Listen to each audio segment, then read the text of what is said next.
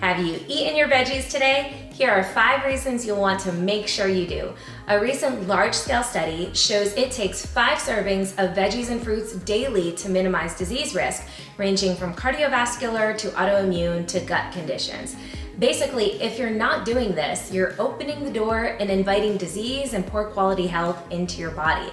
I personally prefer to slam the door shut on poor quality health.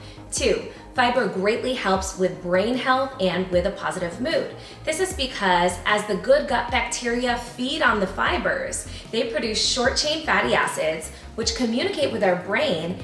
They prevent brain degeneration, they help promote regeneration of brain cells, and they even help with neurotransmitter formation and function. Neurotransmitters are those brain chemicals that make us feel happy and motivated.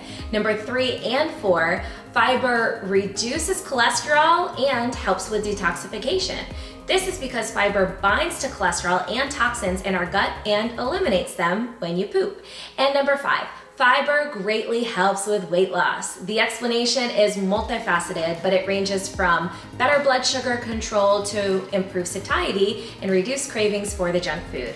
For more information and to ask us your gut-related questions, check the article that goes to this video.